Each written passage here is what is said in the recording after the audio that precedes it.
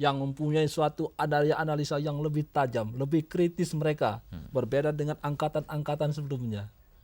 Di tengah-tengah situasi seperti ini terjadilah globalisasi, kemajuan teknologi. Ini sekarang bertempur ini. Nah, sedangkan di satu sisi kita harus mempertahankan nilai-nilai yang ada. Ini proses.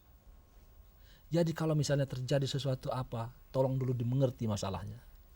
Apapun yang digambarkan oleh pers itu adalah satu gambaran situasi masyarakat.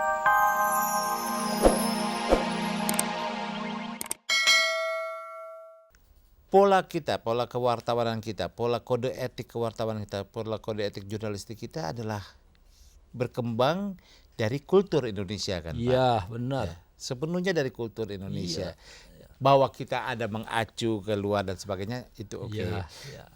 Tetapi sekali lagi Pak, ini pertanyaan ya. Ini betul-betul pertanyaan awam. Agaknya fungsi mendidik, fungsi membimbing masyarakat, fungsi ini sedikit banyak marilah kita belajar bersama barangkali. Ini sama sekali tidak menggurui. Misalnya saja Pak, penggunaan bahasa, bukan bahasa dalam artian language Pak ya, tetapi kita seringkali kok komunikasi atau yang menggurui ya, atau yang seringkali hanya pembenaran diri sendiri gitu loh Pak. Ini sebetulnya bagaimana agama bisa mengasah lebih dalam nurani kita semua sehingga ketika menuangkan sesuatu itu lebih tidak terlalu bertolak belakang dengan kultur yang berkembang gitu loh Pak. Ini ya benar-benar. Ini sekarang begini ya, kita tahu kita ini hidup di Indonesia. Kalau kita hidup di Indonesia, tentu kita akan mengacu kepada ketentuan-ketentuan yang ada di situ. Ya, kultur kan? dan kultur. Ya, nenek-nenek kan juga bilang, di mana kau berada, di situ bumi kau injak, disitulah langit kau junjung. Kalau kau ada di Indonesia, pakailah cara-cara Indonesia. Jangan pakai cara Amerika. Misalnya kau ada di negara Indonesia yang umumnya beragama Islam katakan, ada aturan-aturan ini. Di sini kita di Indonesia ada membenarkan beberapa agama, ya, tidak saja Islam tapi agama-agama yang lain. Kita hormatin itu. Nah itu nilai-nilai yang ada. Nah kalau nanti kita pakai ukuran luar, belum tentu cocok. Saya ambil contoh misalnya baju saja ya, ukuran M luar negeri dengan ukuran M dalam negeri beda itu. Itu baru ukuran ya Pak? Itu baru ukuran. Baru ukuran, belum lagi yang lain. Belum lagi nilai-nilai yang ada. Nilai-nilai yang ada di luar belum tentu cocok di sini.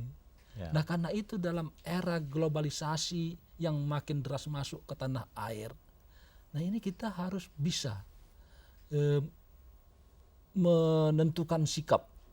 Artinya apa? Bahwa kita jangan bergerak dari landasan yang ada. Kita ini di Indonesia loh, bukan di Amerika, bukan di Inggris, bukan di mana, ya kan? Nah kemudian juga kita dituntun oleh ajaran-ajaran agama kita masing-masing. Ada itu. Saya kira nilai-nilai Pancasila juga itu kan, menghormatin orang tua. Nggak bisa kita itu tidak menghormati orang tua, ya kan? Menghormati yang tua, menghormati juga yang muda. Nah tentu sesuai dengan masing-masing kadar ininya. Nah ini yang saya apakan tadi. Jadi jangan lupalah di mana kita berada. Nah kalau kembali kepada pers, tentu kita harus mengerti pers bagaimana kita ini. Apa sistem pers yang kita pakai? Oke, keterbukaan. Oke, kebebasan. Tapi keterbukaan dan kebebasan sendiri tidak absolut. Keterbukaan dan kebebasan ada batas-batas. Tidak bisa mentang-mentang bebas terbuka, enak aja masuk rumah orang. Freedom itself. Apa itu? Itu bukan. Karena ada norma-norma, ada nilai-nilai yang harus kita ikutin, harus kita hormati. Ya kan? Agama juga melarang itu. Nggak bisa kita masuk rumah orang seenaknya saja. Dan itu sudah diingatkan, assalamualaikum. Ya, belum dijawab. Nanti dulu. Nah, ini yang harus diingat. Itu sesuai dengan nilai-nilai yang ada. Itu orang kita, orang Timur. Orang timur. Tapi Pak Sofyan Lubis, ini kita boleh masuk ke arah yang lebih ini. Di satu sisi, saya ini bukan orang pers, penuhnya Iya, bukan orang pers ya. iya. Jadi ada harapan-harapan. Kita agak terkejut-kejut kadang-kadang Iya. dengan beberapa langkahnya pers kita. Tetapi sepertinya ada semacam double value, ada nilai ganda dari pers. Pada sisi lain yang dimana kita mengharapkan pers kita membantu memperjelas situasi, ya, memperjelas informasi. Ya tentu saja bukan kata-kata yang diteruskan tentang terus saja secara membuta gitu.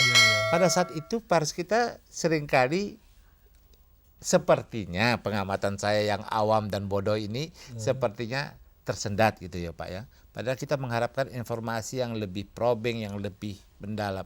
Ini kendalanya apa Benar, nih, Pak? ini beginilah. Ini sekarang kita sedang proses ini. Ya. Sedang kita proses, dalam proses kita ini. Ya. Proses belajar juga ya Pak ya. Sesuatunya sedang dalam proses. Ya. Sekarang ini di dalam tubuh pers terjadi regenerasi. Regenerasi terjadi. Tenaga-tenaga muda di bidang mass media terjadi. Mereka umumnya adalah hasil-hasil pembangunan yang ada sekarang. Ya? Anak-anak orde baru Anak-anak orde baru yang mempunyai suatu analisa yang lebih tajam, lebih kritis mereka, berbeda dengan angkatan-angkatan sebelumnya. Di tengah-tengah situasi seperti ini terjadilah globalisasi, kemajuan teknologi. Ini sekarang bertempur ini. Nah, sedangkan di satu sisi kita harus mempertahankan nilai-nilai yang ada. Ini proses. Jadi kalau misalnya terjadi sesuatu apa, tolong dulu dimengerti masalahnya. Apapun yang digambarkan oleh pers itu adalah satu gambaran situasi masyarakat. Yang itu bergerak, berubah. Jadi perubahan itu tidak saja terjadi di pers, juga terjadi di masyarakat. Masyarakat sekarang tidak seperti masyarakat yang lalu. Mereka sekarang kritis. Ya. Ya, kecerdasannya meningkat. Tuntutannya juga meningkat. Mereka ingin menuntut informasi yang lebih baik. Seperti yang dikatakan tadi, benar. Saya tidak mengatakan itu tidak benar. Benar, tapi tentu tidak semua. Ya, ya. Ada yang baik, ada yang masih sedang dalam proses ini. Nah, tentunya ini sedang kita didik. Sehingga nanti mereka ini jadi proporsional. Upaya-upaya PWI itu sedang itu. Membuat wartawan-wartawan itu lebih proporsional, lebih terampil dia. Sehingga apa yang dia tulis memang itulah yang sebenarnya. Tidak mengada-ngada. Dan peran umat nih Pak. Ya. Kalau tadi bahwa peran wartawan terhadap umat atau terhadap bangsa, sekarang peran umat apa yang bisa umat sumbangkan supaya proses ini berjalan lebih smooth, lebih lancar dan dilakukan PWI? Justru karena itulah kami ini dari PWI Pusat sekarang ini terus berusaha untuk memasyarakatkan kode etik jurnalistik supaya umat, katakanlah umat lah ya, umat ini tahu dia, tahu dia mengenai kode etik jurnalistik itu apa. Sebab kode etik jurnalistik itu bukan monopoli hanya harus diketahui oleh wartawan, tapi juga masyarakat umat ini perlu tahu. Karena di situ dijelaskan tentang hak dan kewajiban dari masyarakat sendiri. Bahwa masyarakat itu punya hak kalau ada apa-apa terhadap wartawan. Gunakan itu hak. Yang kadang-kadang mereka sudahlah. Kalau ada apa-apa terhadap pers, udahlah biarin . Jangan. Karena takut Pak, karena kita takut terserang. Ini yang kami tidak mau. Kritik terhadap pers kita terima, kita terbuka. Sebab kami sudah berupaya untuk membuat sesuatu itu baik di dunia pers. Tapi kan hanya orang lain yang tahu itu kurang loh. Kami sudah berupaya berbuat baik, tapi orang lain yang tahu masih kurang. Tolong kritik kami. Ya. Tolong kritik. Karena itu tolong masyarakat jangan diam. Wah ini menarik nih Pak. Ini menarik Pak Sofyan. Ya. Pertama kan dalam kapasitas Bapak sebagai wartawan dan yang terutama adalah kapasitas Bapak sebagai ketua umum. Ya. Ini Bapak mengundang kami ini. Jadi melalui acara Hikmah Fajar ini saya menggelitik umat untuk berani untuk mengemukakan kritiknya terhadap wartawan, terhadap pers. Silakan. Katakan misalnya pers ini kok begini. Ayo. Kok vulgar sekali gitu bahasanya ya. Kok vulgar tapi sekali. harus diingat. Nah, ini tentu kan sesuai dengan perkembangan yang ada. Saya ambil contoh film saja. Film nasional, film kita. Dulu tak usah dekat-dekat. Begitu dekat, cut, potong, sensor. Akhirnya terjadi kasus Nurningsih. Ya? Oh, itu Wah, udah rame. heboh sekali. 56 Rame, tuh Pak ya. Ya kan? Nah, kemudian ada ciuman. Heeh. Iya kan? Nah, sekarang nggak usah ciuman. Lihat aja film Indonesia sekarang bagaimana. Nah, ini kan jalan terus. Nah, demikian juga yang lain. Yang lain. Nah, ini sesuai dengan era keterbukaan. Baik Pak Sofyan, ini kita akan berbicara menarik tentang era keterbukaan. Tapi ada satu lagi, PWI ini sedang melakukan regenerasi. Dulu yang namanya wartawan hampir pasti wartawan cetak. Ya. Ya. Ya. Sekarang kita lihat broadcast itu Ya. tumbuh dengan sangat subur. Iya. Ya. Tumbuh dengan sangat subur. Ya. Dengan sangat maju. Pesat lah. Ya, pesat sekali. Masalahnya sekarang muncul Pak. Ya. Wartawan-wartawan apa istilahnya, wartawan Elektronik. televisi elektronik Iya. itu mempunyai ciri yang sama sekali berbeda dengan wartawan cetak. Ya.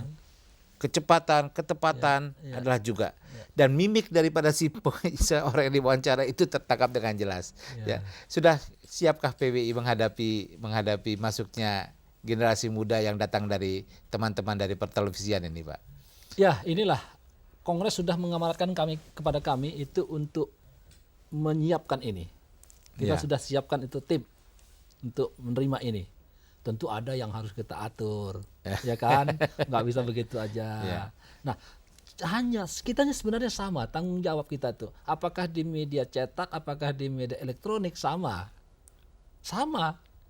Kita bertanggung jawab kepada masyarakat, kepada siapa ini, kepada Tuhan juga kita bertanggung jawab. Jangan lupa itu.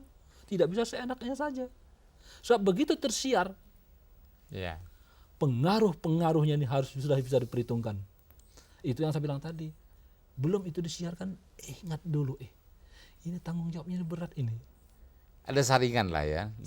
Itu yang kita bilang tadi. Tanggung jawab pertama itu adalah kepada hati nurani. Itu kode etik jurnalistik itu sebenarnya itu. Tanggung jawab pertama itu hati nurani. Dirinya masing-masing. Bahwa dia juga nanti bukan saja bertanggung jawab pada masyarakat, tapi juga kepada Tuhan yang Maha Esa. Ingat itu. Ingat itu ya. Jangan pernah lupa. Jangan lupa itu. Jangan nanti tergoda ini. Apakah dia wartawan tulis, apakah dia wartawan elektronik, apakah itu sama. Ya. Sama. Bahwa ada kesulitan yang berbeda dan sebagainya. Itu tentu disesuaikan dengan bidang masing-masing. Sebab gayanya media cetak begini, gayanya media elektronik begini. Tapi yang harus diingat, nah ini media elektronik lebih PK lagi, lebih saya instan. tidak mau bilang lebih berbahaya ya. Lebih peka, ya. lebih peka. Nah, itu berhati-hati. Waktu juga nih Pak masalahnya. Moga-moga kita masih bertemu kembali.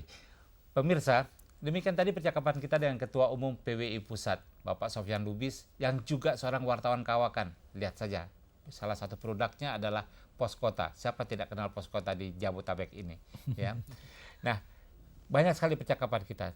Satu hal yang menarik adalah, ya diakui sedang ada proses belajar, penyesuaian akan tuntutan, dan tidak mungkin PWI hanya berpegangan pada sesuatu yang di masa lampau saja. Pemirsa, semoga percakapan kita di Hikmah Fajar di pagi hari ini bermanfaat bagi kita semua. Terima kasih untuk Pak Sofyan Lubis. Wassalamualaikum warahmatullahi wabarakatuh. Waalaikumsalam warahmatullahi wabarakatuh.